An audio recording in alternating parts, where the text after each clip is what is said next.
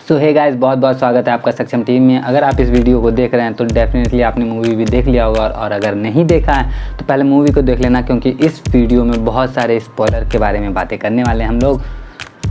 तो चलिए शुरू करते हैं।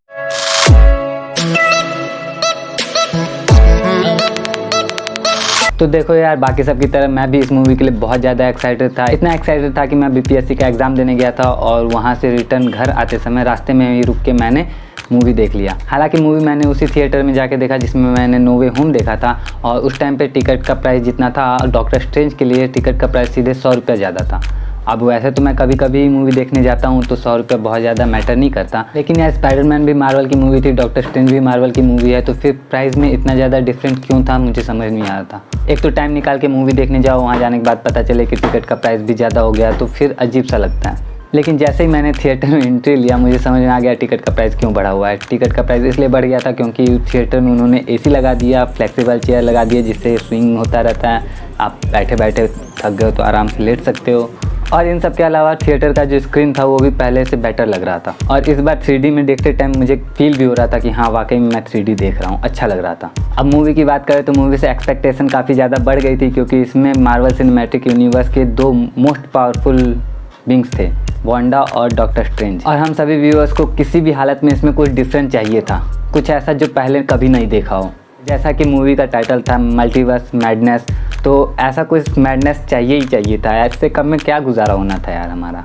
हालांकि मूवी शुरू होने से पहले कुछ चीज़ें एक्सपेक्टेड थी और वो मूवी में रही, जो कि अच्छा लगा, लेकिन कुछ चीज़ें जो अनएक्सपेक्टेड थी और एक्सपेक्टेशन से ऊपर थी वो सब तो एकदम से माइंड ब्लोइंग ही रहा। अब जैसे एक्सपेक्टेड चीज़ें ये थी कि मार्वल की मूवी है तो सीरियस से सीरियस सिचुएशन में भी एक दो वन लाइनर जो होंगे, कॉमेडी वाला सीन बनेगा, वो डेफिनेटली होता है हर मूवी में, और वो काफ़ी अच्छा भी लगता है। कितना भी सीरियस सिचुएशन रहे, कोई ना कोई छोटा सा जोक कर देंगे, वो लोग हंस लेंगे, हम लोग, मज़ा आता है। उसके बाद दूसरी एक्सपेक्टेड चीज़ ये थी कि आप मार्वल की पुरानी मूवीज़ देखोगे तो आपको एक चीज़ देखने को मिलेगा कि वो सुपर हीरोज़ की आपस में फ़ाइट करवा देते हैं, 1-2 मिनट का कुछ छोटा छोटा सीन, थोड़ा बहुत फाइट होता है तो काफ़ी ज़्यादा अच्छा सा लगता है। जैसे नो वे होम में ही देख लो, स्पाइडरमैन और डॉक्टर स्ट्रेंज का छोटा सा फाइट हुआ, देख के काफ़ी मज़ा आया। उसके अलावा कैप्टन अमेरिका से फाइट दिखाया गया हमें, हल्क और थोर का फाइट रैग्नारॉक में जो दिखाया गया, तो ये सब काफ़ी ज़्यादा मज़ेदार था। तो ये मुझे थोड़ा सा मन में आ रहा था कि अब डॉक्टर स्ट्रेंज और वांडा का भी एक छोटा सा फाइट हो जाता तो मज़ा ही आ जाता, क्योंकि वांडा विजन का जो शो आया था उसमें दिखाया गया था कि वांडा जो है वो जब स्कारलेट विच बनती है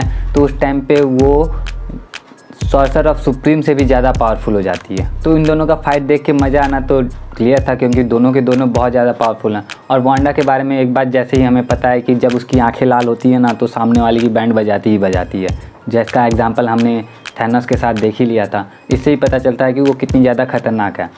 और इसमें तो पूरे के पूरे स्कारलेट विच फॉर्म में है और उसकी पावर्स इतनी ज़्यादा बढ़ी हुई कि भाई क्या ही कहने उसके। अब मूवी देखते टाइम में हमने जो फील किया कि वांडा के जो अल्फाज हैं थोड़े बदले बदले से हैं, मिजाज थोड़े बदले बदले से हैं। वो जो धमकी देती है डॉक्टर स्ट्रेंज को कि अगर तुम उसे कायदे से मेरे पास नहीं पहुंचाने आओगे तो उसे लेने के लिए वांडा नहीं स्कारलेट विच आएगी।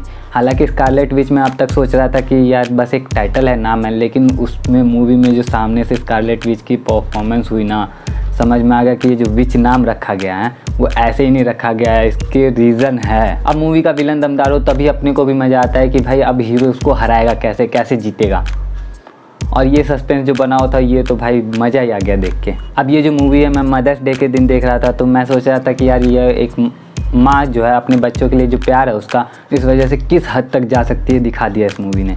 उसे सिर्फ अपने बच्चों की पड़ी, उसे किसी की नहीं पड़ी, उसके सामने जो भी आएगा वो समझ लो ख़त्म। लेकिन फिर मूवी देखते देखते ही मुझे ये भी समझ में आ गया कि ये प्रेम नहीं है, ये मुँह है। क्योंकि प्रेम उसे कहते हैं जब आपको किसी से प्रेम है तो आप उसे खुश देखकर ही खुश हो जाते हो, लेकिन अगर आपको किसी से मुँह है तो आपको किसी भी हाल में वो चाहिए, खुश रहना ना रहना मैटर ही नहीं करता।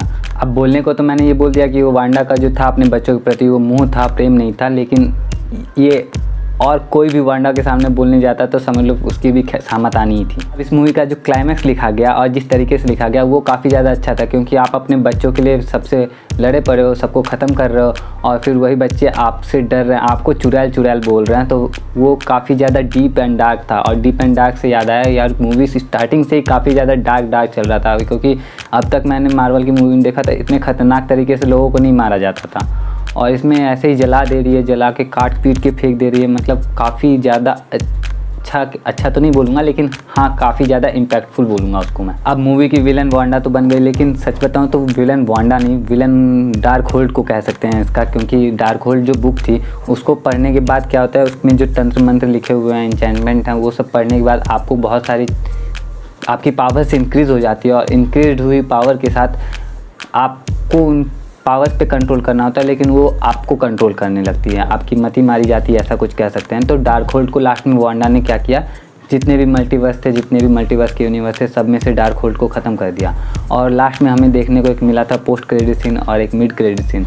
तो हालांकि पोस्ट क्रेडिट जो सीन था वो तो हमारे साथ ऐसे ही मजाक कर गया, उसको छोड़ो, इग्नोर मारो। लेकिन मिड क्रेडिट सीन जो था जिसमें डॉक्टर स्ट्रेंज की 3 आंखें खुली थी, वो बहुत सारे लोग कंफ्यूज हो रहे होंगे कि यार ये कैसे हुआ, क्या ये भी विलन बन गया, क्योंकि अभी तक आपने डॉक्टर स्ट्रेंज के जितने भी देखे हैं सब के सब डॉक्टर स्ट्रेंज एक जैसे ही हैं, ऐसा कह सकते हैं हम लोग, क्योंकि सबके सब अकड़ू हैं, सबके सब अपने नियम बनाते हैं, अपने नियम फॉलो करते हैं। बस हमारा जो स्पेशल वाला डॉक्टर स्ट्रेंज है, अर्थ वाला जो मेन है, वो थोड़ा सा डिफरेंट हो गया दोस्तों से, बाकी सारे स्ट्रेंज एक जैसे ही हैं। लेकिन इसकी भी जो तब 3 आंखें खुली, तो ये कैसे हुआ, ये बहुत सारे लोगों को कन्फ्यूज़न होगा। तो मुझे लगता है देखो, वांडा ने जब सारे मल्टीवर्स से डार्क होल्ड को जलाया, तो उससे पहले डॉक्टर स्ट्रेंज ये वाला जो था हमारा मेन वाला, उसने डार्क होल्ड को पढ़ा था, रीड किया था, उसको यूज़ भी किया था।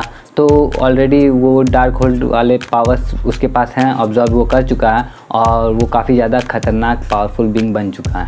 अब मूवी देखने से पहले कुछ लोग ऐसे होते हैं जो सारी की सारी जानकारी, छोटी से छोटी जानकारी जमा कर लेते हैं मूवी के बाद, उसके बाद देखने जाते हैं। और कुछ लोग ऐसे होते हैं जो डायरेक्ट मूवी देखना पसंद करते हैं, जानकारियों से उन्हें कोई लेना देना नहीं होता, वो बाद में जानकारियाँ जमा करते हैं। तो दोनों का ही अपना अपना मज़ा है। हालांकि मैंने जब थोर रैग्नारॉक देखा था तो उससे पहले उसका ट्रेलर नहीं देखा था, और मेरा एक्सपीरियंस बहुत ज़्यादा ऑसम ब्लॉसम माइंड ब्लोइंग सा था। लेकिन फिर ऐसा भी तो नहीं कर सकते ना कि हर मूवी देखने से पहले उसके ट्रेलर को ना देखें। तो अब ट्रेलर देख लेता हूँ, उसके बाद बाकी सारी चीज़ें नहीं देखता, लेकिन फिर भी छोटी छोटी डिटेल कुछ पता होती हैं तो अच्छा लगता है। जैसे इस मूवी में एक मैन कैरेक्टर जो थी अमेरिका, वो मल्टीवर्स में ट्रैवल कर सकती है, और उसके ओरिजिन के बारे में जब दिखाया जाता है तो उसकी 2 मम्मी होती हैं, पापा नहीं होते, क्योंकि वो जहाँ पे रहती है ना, वहाँ पे सिर्फ महिलाएं हैं, कोई पुरुष नहीं है। ओ स्त्री कला ना, यहाँ कोई पुरुष नहीं, यहाँ कोई मर्द नहीं।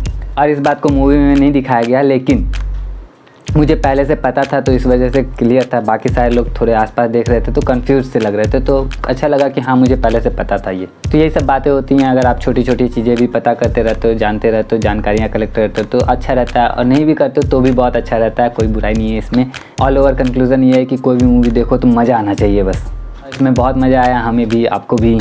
और अगर आप अभी तक इस वीडियो को देख रहे हो तो आपको इस वीडियो को देखने में भी मज़ा आएगा। तो अगर मज़ा आया तो फटाक से वीडियो को लाइक कर देना, और भी मूवीज़ के रिव्यूज़ आते रहेंगे तो उनको देखने के लिए चैनल को सब्सक्राइब भी कर लेना। मिलते हैं नेक्स्ट वीडियो में। Till then take care of yourself, because nobody will do it for you.